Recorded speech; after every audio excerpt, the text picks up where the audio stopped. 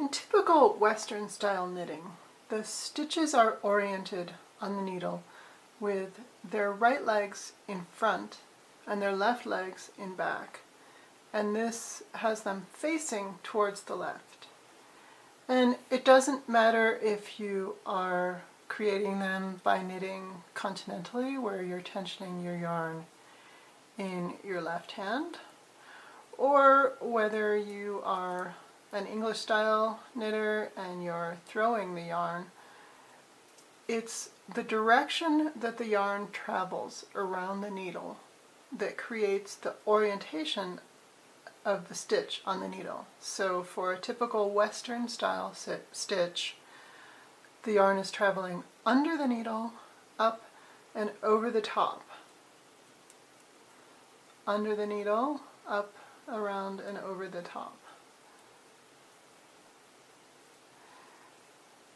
Now, there are times when you may want to have stitches that are oriented in the opposite direction with their left leg leading.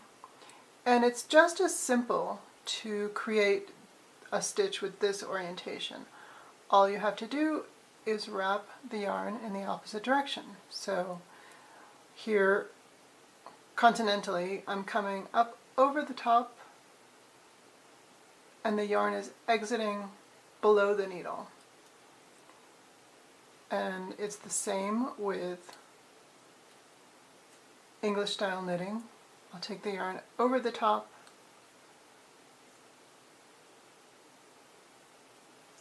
and exiting at the back.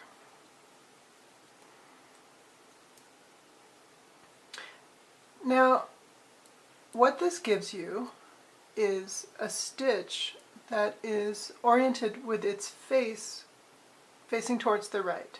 And these are some stitches that I've previously set up this way. And in order to work into a stitch that is facing in this direction, you're just going to knit into the face of it. So you'll be inserting your needle from right to left rather than left to right, as is the conventional way. You'll be going from right to left into the stitch, and then if you want to maintain this orientation, you'll wrap the yarn over the top. And if you wanted to remount the stitch with its right leg in front, you would just wrap the yarn in the conventional direction. And you can see here that I have left leg forward stitches and right leg forward stitches.